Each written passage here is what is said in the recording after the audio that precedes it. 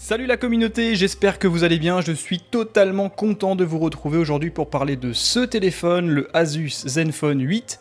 Un smartphone vraiment super intéressant, pourquoi ? Parce que c'est enfin un smartphone Android compact. En effet, celui-ci propose un écran de 5,9 pouces et ne fait aucune impasse en termes de performance ou de qualité d'assemblage. Vous allez voir, c'est vraiment un excellent produit. Et je remercie sincèrement Asus de pouvoir enfin nous proposer un smartphone compact sous Android qui est performant. Vous le savez, je ne suis pas forcément fan des grands écrans. Pourquoi ? Parce que j'ai pas forcément des grandes mains, mais aussi parce que j'aime bien avoir un smartphone plutôt compact dans la poche, même si actuellement j'ai un iPhone 12 Pro Max, donc ça ne peut pas trop étoffer ce que je dis actuellement. Quoi qu'il en soit, j'utilise l'iPhone 12 Pro Max pour des soucis techniques et de montage de vidéos. Quoi qu'il en soit, pour le reste, j'utilise un iPhone 12 mini qui pour moi est vraiment l'aboutissement d'un smartphone compact et utilisable. Et ce Asus Zenfone 8 reprend un petit peu cette lignée et c'est vraiment un gros point fort pour moi. Alors sur la face avant du coffret qui est plutôt sympa, on voit bien sûr la mise en avant du logo 8, on a également l'appellation complète Asus Zenfone 8. Ça n'est pas marqué comme ça sur la boîte, mais bien sûr, ce smartphone est compatible 5G. Quand je vous dis qu'il ne fait l'impasse sur quasiment aucun point fort, c'est vraiment le cas, vous allez le voir, il ne lui manque absolument rien ou presque. Au dos du coffret, on retrouve quelques informations techniques, mais rien de très important, je vais y revenir de toute façon lors du déballage. A l'ouverture du coffret, on ne tombe pas directement sur le smartphone, quoi qu'il en soit, la présentation est plutôt originale. Du coup, dans la pochette d'utilisation qui est au-dessus du smartphone, on retrouve bien sûr un petit guide d'utilisateur traduit en français, on retrouve également un document lié à la garantie de ce smartphone. Point intéressant, on retrouve une coque de protection qui est assez stylée, elle est plutôt sympa, alors ça n'est pas une coque en silicone souple, c'est une coque qui est en plastique assez rigide, je pense que c'est de l'ABS ou du polycarbonate. Quoi qu'il en soit, c'est plutôt sympa de trouver directement une coque de protection, ça vous permet de protéger votre smartphone dès l'achat, et si vous cherchez des coques de qualité, il me semble que Rhino Shield fabrique d'ailleurs des coques pour ce Zenfone 8. Et forcément, vous retrouverez également l'extracteur du tiroir NanoSIM dans lequel on peut mettre 2 cartes NanoSIM. Une fois qu'on a retiré la pochette en carton, on tombe donc directement sur le smartphone, celui-ci est proprement emballé, c'est vraiment très bien présenté. Sous le smartphone, on retrouvera bien sûr tous les accessoires classiques, donc un câble noir USB Type C vers USB Type C de bonne section et de bonne longueur. Point intéressant, vous retrouverez des écouteurs, connexion mini jack 3.5, ce sont des écouteurs intra-auriculaires qui semblent être plutôt qualitatifs, la restitution sonore d'ailleurs sur ce smartphone est vraiment excellente, et c'est assez plaisant je trouve en 2021 sur un smartphone haut de gamme de retrouver encore une prise mini jack 3.5, ça se fait de plus en plus rare, et je sais que c'est un point assez important pour la plupart d'entre vous. Asus n'est pas avare en accessoires, en plus d'avoir une coque de protection, vous retrouvez également des embouts pour adapter au mieux les écouteurs à vos oreilles. Et bien sûr, la pièce maîtresse aujourd'hui sur la plupart des smartphones, notamment des smartphones Android, vous retrouvez un gros bloc chargeur plutôt puissant, celui-ci offre une puissance de 30 watts, compatible Quick Charge 4.0, et ce bloc chargeur permet de recharger les 4000 mAh de 0 à 100% en 1h20, ce qui est plutôt confortable sans être record. Point intéressant sur ce smartphone, malgré l'aspect très compact de la batterie, l'autonomie n'est pas catastrophique, et ça c'est un gros point fort, surtout quand vous venez d'un iPhone 12 mini qui pour le coup est pas forcément excellent dans ce domaine. Voilà pour les accessoires fournis avec ce Asus Zenfone 8 proposé actuellement à 699€ dans sa version présentée, c'est-à-dire 8Go de RAM et 128Go d'espace de stockage. D'ailleurs, il y a même un code de promotion actuellement qui s'appelle Zen, je crois, sur le site LDLC qui permet de baisser le prix à 599€ et à ce prix il est quasiment imbattable. Vous aurez deux autres versions disponibles d'ailleurs à 749€, donc en 8Go de RAM et 256Go d'espace de stockage, et une version à 819€ en 16Go de RAM, absolument fou, et 256Go d'espace de stockage. Après pour les dispos, je pense qu'il n'y aura que cette version disponible en France officiellement. Je vous propose maintenant de découvrir directement le smartphone.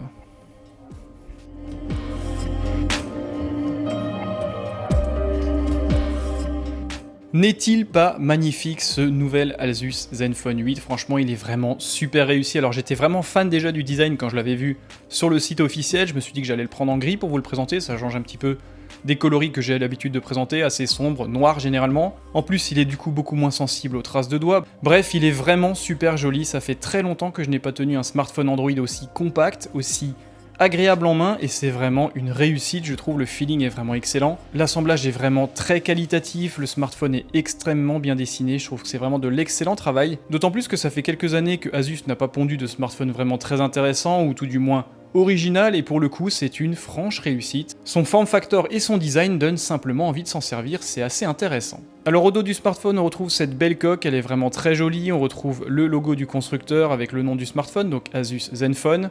On retrouve également les quelques mentions légales qui sont discrètement intégrées. Quel plaisir d'avoir une coque qui n'est pas sensible aux traces de doigts, ça c'est déjà un gros point fort pour moi. Et dans le coin supérieur de la coque, on retrouve l'intégration de ce module photo qui ne comporte que 2 capteurs photo ainsi qu'un flash LED. L'intégration est encore une fois très réussie, c'est vraiment très bien intégré, celui-ci dépasse vraiment très peu de la coque. D'autant plus qu'avec la coque de protection fournie d'origine, ça va gommer complètement le gap qu'il y a entre le sommet de la coque et le sommet du module photo. Le smartphone ne risque donc pas d'être bancal et ça c'est un gros point fort également. Asus n'a pas pris le parti de faire la course au nombre de capteurs, on retrouve simplement un capteur grand angle, c'est donc un capteur Sony IMX686 de 64 mégapixels, optique de 26 mm grand angle avec une ouverture à f1.8, donc plutôt lumineuse. Comme la plupart des smartphones Android, il y a bien sûr une technologie de pixel binning pour générer des photosites 4 fois plus grands et donc créer des photos en 16 mégapixels avec des photosites de 1,6 microns. Comme vous le savez, plus les photosites sont grands, plus le smartphone sera performant notamment en basse luminosité, celui-ci aura en effet moins besoin de monter en ISO, cela donnera des photos beaucoup moins bruitées et c'est un point fort sur ce smartphone. L'autre intérêt de cette optique, c'est qu'elle bénéficie également d'une stabilisation OIS sur 4 axes, bref, vous l'aurez compris, le capteur principal est encore une fois une franche réussite sur ce smartphone, et ça fait plaisir. Le deuxième capteur photo est un capteur photo Sony toujours, il s'agit du IMX363 de 12 mégapixels, c'est une optique de 14 mm, donc ultra grand angle avec un champ d'ouverture assez intéressant. Optique à ouverture f2.2, pas forcément lumineuse mais c'est cohérent avec ce type de focale, c'est donc une focale ultra grand angle, avec la possibilité de prendre des photos macro avec une zone de mise au point à 4 cm, ce qui apporte encore une fois une polyvalence intéressante. Pour ma part, j'aurais préféré retrouver une optique grand angle plus une optique téléobjectif x2. En effet, si vous me suivez depuis quelques temps, vous le savez, je ne suis pas fan des optiques ultra grand angle. Ça manque généralement de piqué et c'est finalement une optique assez accessoire qui est finalement très peu utilisée au quotidien. Quoi qu'il en soit, ça apporte quand même une polyvalence sur le smartphone. Au niveau de la vidéo, comme je l'ai dit juste avant, c'est un smartphone ultra haut de gamme. Ce smartphone peut donc filmer en 8K à 24 images par seconde. Il peut filmer bien sûr en 4K à 30 et 60 images secondes, ce qui est vraiment très intéressant sur un smartphone Android. Il peut également filmer en Full HD 1080p à 30 et 60 images secondes avec la technologie Hyper Steady. Bref, vous l'aurez compris, la partie multimédia de ce smartphone est vraiment bien aboutie. Sur la tranche du smartphone qui est vraiment très jolie, on retrouve simplement le bouton de contrôle volume plus et moins, vous retrouverez également le bouton de démarrage qui est coloré en bleu, c'est vraiment très joli. Sur la tranche inférieure, on retrouve le haut-parleur, on retrouve également un microphone extérieur, vous retrouverez la connexion USB Type C, un second microphone extérieur, et on retrouvera également le tiroir nano SIM dans lequel on peut mettre 2 cartes nano SIM, pas d'extension de mémoire possible sur ce smartphone.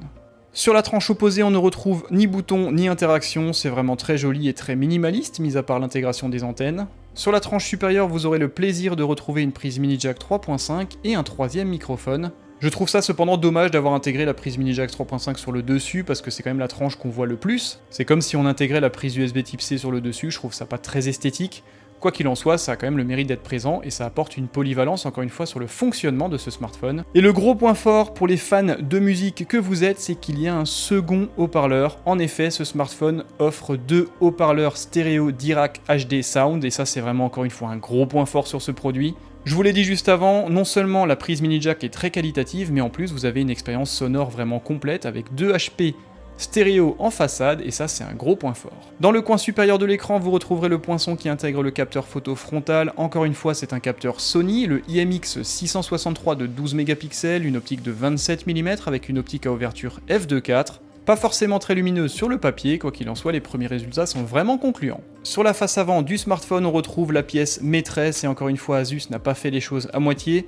C'est une très belle dalle de 5,9 pouces, technologie AMOLED, c'est un écran fabriqué par Samsung. Définition Full HD+, donc du 2400 par 1080 pixels, soit une densité supérieure à 400 pixels par pouce. La finesse d'affichage sera clairement au rendez-vous, bref, vous l'aurez compris, l'écran est vraiment d'excellente facture. Ça n'est pas fini pour les points forts au niveau de l'affichage. Ce smartphone offre en plus un écran avec un taux de rafraîchissement à 120 Hz. Il est certifié HDR10, il est certifié HDR10+, et il offre en plus une excellente protection Gorilla Glass Victus.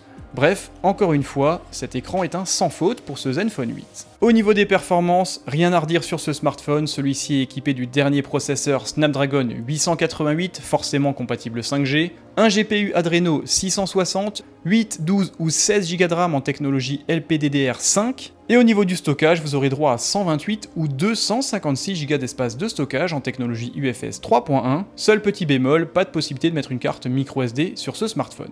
Je viens de finir le premier paramétrage de ce smartphone, ça se fait vraiment très bien, c'est très rapide. Ce smartphone tourne nativement sur Android en version 11 avec une surcouche maison baptisée Zen UI. Ça semble être plutôt performant et très cohérent. Voici donc ce superbe écran de 5,9 pouces, ça fait vraiment très compact. Autant sur l'iPhone 12 mini finalement on s'y est habitué, autant sur un smartphone Android c'est assez bluffant, ça change un petit peu. Alors le fond d'écran comme ça en présentation n'est pas incroyable, ça me rappelle un petit peu ce que proposait Samsung notamment sur le Galaxy S7 Edge.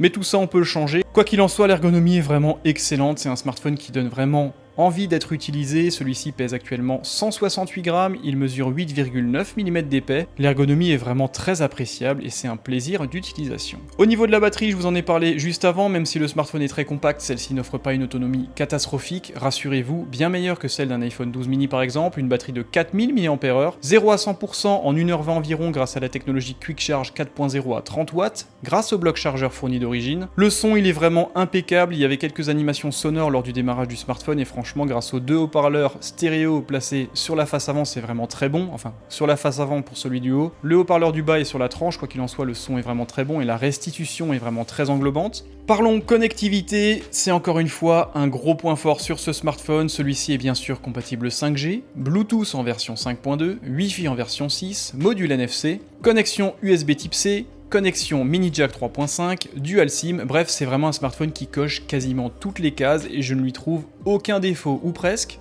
Vous pourrez simplement lui reprocher l'absence de charge sans fil et également l'absence de la possibilité d'étendre la mémoire qui de base est de 128 ou 256 Go. Quoi qu'il en soit, pour moi ça n'est clairement pas assez suffisant pour lui mettre des points négatifs. Je trouve qu'il y a énormément de points forts qui permettent à ce smartphone d'être absolument indispensable sur le marché, tout est très bien réussi, en plus l'écran est vraiment magnifique. On aurait effectivement pu rogner quelques millimètres sur le menton du bas, quoi qu'il en soit le reste de l'intégration de l'écran et le taux d'occupation de la face avant sont vraiment très bons. Pour ma part en tout cas je suis sincèrement conquis par ce form factor et par ce smartphone, parce que généralement à l'époque quand vous achetiez par exemple un Galaxy S10 en version E, il y avait forcément quelques concessions qui étaient à faire sur le smartphone. Là, vous avez vraiment le dernier processeur, le dernier capteur photo, vous pouvez filmer en 8K, vous avez deux haut-parleurs compatibles Dirac HD Sound Stereo, vous avez la 5G, vous avez le Wi-Fi en version 6, un module NFC, vous avez l'USB type C plus le mini jack 3.5, vous avez un beau design, en plus le smartphone est vraiment très bien réalisé. Donc en fait c'est un smartphone qui pour une fois est compact oui, mais il ne fait l'impasse sur aucune spec technique et c'est vraiment un plaisir. Bravo sincèrement à Asus pour ce smartphone et pour cette réalisation quasi sans faute. Et cette vidéo n'est absolument pas sponsorisée, je me le suis acheté moi-même comme un grand avec mes sous. Pourquoi ? Parce que j'avais simplement envie de faire connaître ce smartphone et de vous présenter ce produit qui pour moi est vraiment très intéressant. Vous êtes en effet très nombreux sur la chaîne à me dire que les smartphones sont de plus en plus grands et pas forcément adaptés à vos usages, et bah pour le coup je vous présente un smartphone Android qui est totalement à jour, très performant et qui tient enfin dans la poche et dans la main. Voilà pour la présentation rapide et le déballage de ce Asus Zenfone 8 compatible 5G. Dites-moi dans les commentaires ce que vous pensez de ce produit, est-ce que c'est un produit qui peut vous intéresser ou pas. Directement dans les points forts, ça va très vite, compacité, design, les performances, vous avez le dernier processeur Snapdragon 888, forcément ça envoie du lourd.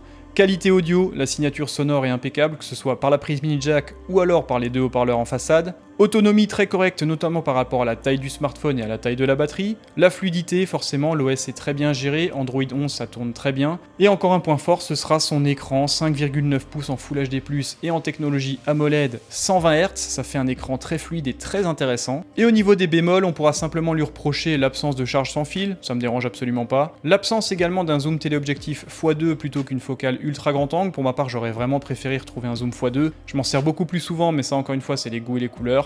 Et j'ai remarqué également lors de la présentation que le smartphone a tendance à chauffer assez rapidement, forcément il est très compact, les composants sont vraiment serrés les uns aux autres, et je pense qu'il y a un petit problème de dissipation thermique, peut-être qu'une mise à jour pourra corriger ça. Pour le reste, c'est vraiment un excellent produit, je le rappelle, à 699 € dans la version présentée, 8 Go de RAM, 128 Go d'espace de stockage, et il y a même actuellement 100 € de remise sur le site LDLC, donc allez voir ça. Je vais faire quelques photos et vidéos avec ce smartphone que je posterai sur Twitter, sur Instagram. Rejoignez-moi sur les réseaux, j'ai vraiment besoin de vous pour continuer cette aventure. Vous le voyez, Asus ne m'a pas envoyé ce smartphone, je n'ai pas assez de visibilité pour eux pour me permettre d'obtenir un smartphone gratuit, donc je l'ai acheté pour vous le présenter. Abonnez-vous également à ma chaîne YouTube, on est bientôt 30 000 et ça me tient vraiment à cœur d'atteindre ce palier. C'est vraiment un palier psychologique pour moi. Merci en tout cas d'être toujours plus nombreux, prenez soin de vous et à très bientôt. Bye bye.